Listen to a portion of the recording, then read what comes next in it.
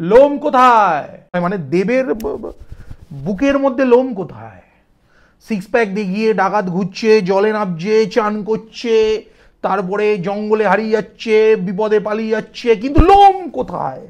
যাই হোক, এসব কোশ্চেন করা যাবে না, কারণ এইসব কোশ্চেন করলেই লোকে সাউথ ইন্ডিয়ান, বলিউড, বিদেশ সমস্ত সিনেমা চিজেলড লুকালা হিরোদের কথা মনে করিয়ে দেবে।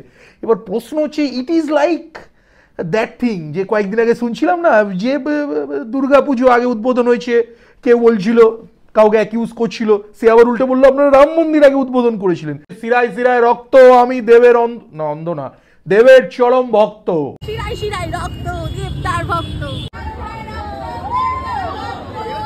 19 বছর পরে নবীনা সিনেমা হলে গেছিলাম, লাস্ট দেখেছিলাম ধুম 2, 2006 সালের পরে 2025 সালে এসে আমি গেলাম নবীনায়। তো সিঙ্গেল স্ক্রিনে এই সিনেমা দেখলে আর মাল্টিপ্লেক্সে দেখলে আপনার ডিফারেন্ট অনুভূতি হতে পারে, বিকজ মাল্টিপ্লেক্সে আপনি প্রচুর সময় পাবেন সিনেমা নিয়ে ভাবার, সিঙ্গেল স্ক্রিনে সেটা পাবেন না, বিকজ সিনেমা শুরু হতেই রঘু রঘু রঘু হেলো রে।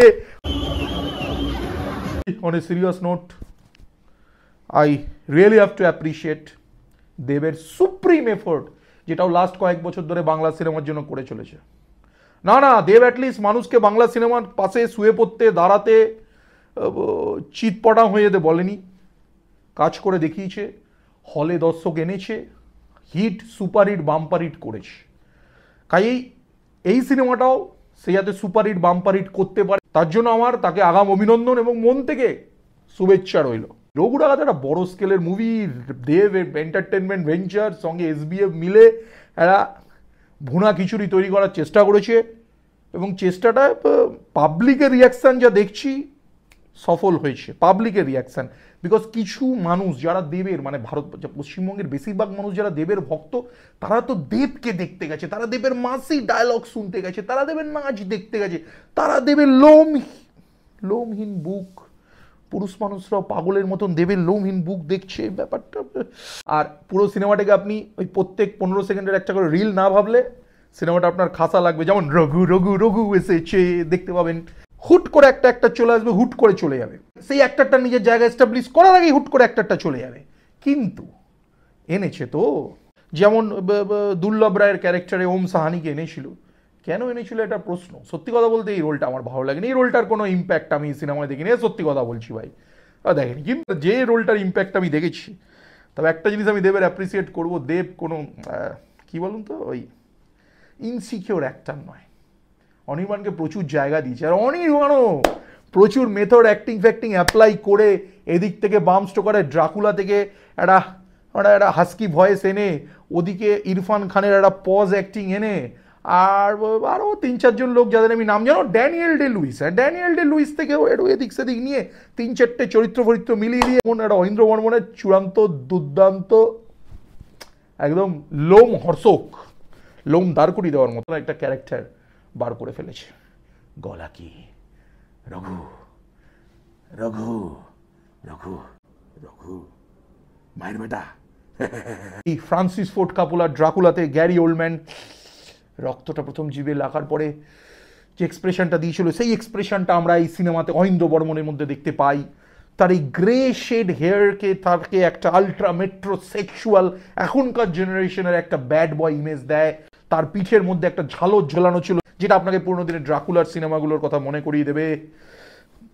কিন্তু এত কিছু মনে করানোর পরে আমি বলবো, on a serious note, Anirban ফাটায়া দিছে, যে রোল অনির্বাণ করছে, অনির্বাণ ফাটায়া দিছে। খাদানে বলছিলাম যিশুদা ফাটায় দিছে, অনির্বাণ তার থেকে বেশি ফাটায় দিছে, এটা আমাকে মানতে হবে। অনির্বাণের যে স্পেস, যে ক্যারেক্টারাইজেশন, যেখান সেখান থেকেই বিভিন্ন জিনিস মিলিয়ে মিশিয়ে করে থাকুক, আমার বা আপনাদের অকাত হবে না এরকম অভিনয়, এরকম একটা রোলে করে বেরিয়ে যাওয়ার। দেবকে সমানে সমানে টক্কর দিয়েছে কাকা, দেবও তাকে স্পেস দিয়েছে চিত্রনাট্যে, মানে চিত্রনাট্য খুব একটাই সিনেমায় নেই, পুরো সিনেমাটা জুড়ে দেব এবং দেবের অড়াই রয়েছে, রঘু রঘু রঘু এলো রে। যাই হোক, রঘু থাবা বাঘেরও বাবা। একটা ডায়লগ আমার খুব পছন্দ হয়েছে, এটা অনির্বাণ বলেছে, যেটা আমাদের দেশের বাস্তব যে চিত্র, সেটা 200 বছর আগেও তুলে ধরেছিল, এখনো তুলে ধরবে। সেটা হলো, এই দেশের মানুষ সব সময় পায়ের নিচেই ছিল, আর সব সময় সেখানেই থাকবে। যার ডায়লগ শেষ করতে দেওয়ার আগেই, ল্যান্ড করার আগেই আমাদের cinema hall, Raveena cinema hall থেকে রকেট লঞ্চ হয়ে যাচ্ছিল, ল্যান্ড করবে তার আগে লঞ্চ হয়ে যাচ্ছিল, ল্যান্ড করবে তার আগে লঞ্চ হয়ে যাচ্ছিল।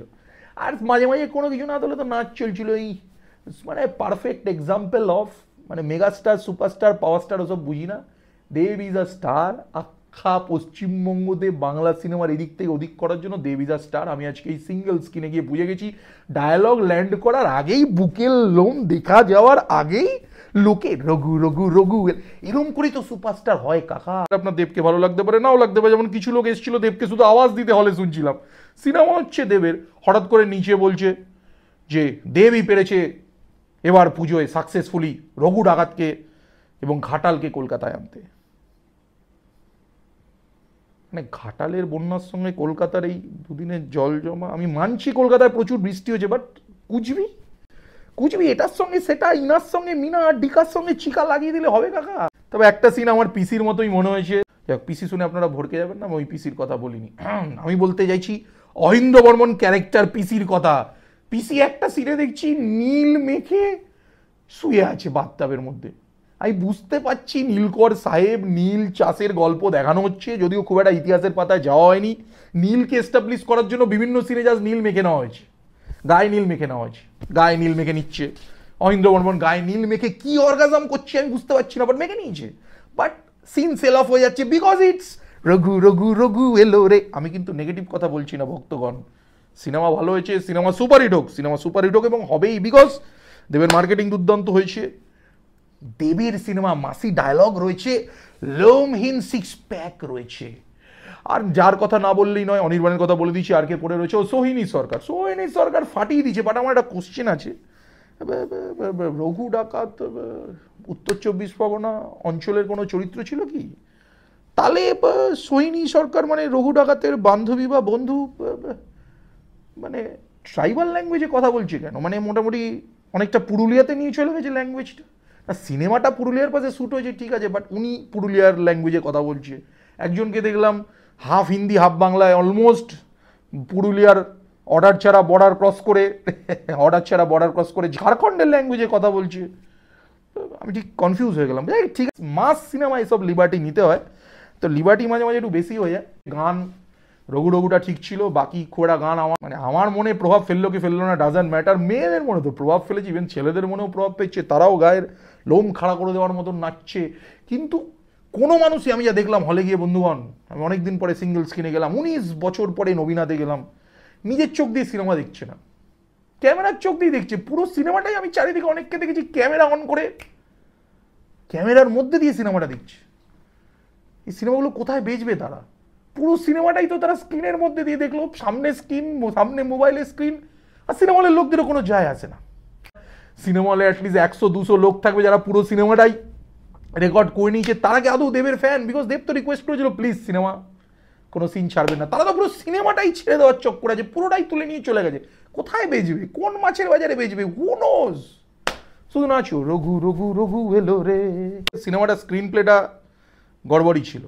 মানে আপনি সিনেমাটাকে অনেকটা কি বলুন তো, রিল ফরম্যাটে দেখতে পারবেন। মানে আপনি যদি কোনো একটা সিন দেখেন, আপনি পরের সিন বা আগের সিনটা মিস করবেন না।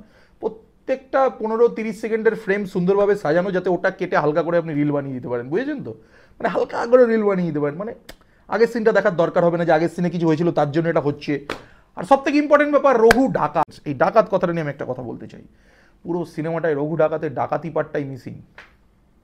If I have to be critical, which I will be, বিন্দু বিসর্গ সিনেমার কিছু না বুঝে, বিকজ রঘু ডাকাত নাম দিয়েছো, ডাকাতিটা কোথায়?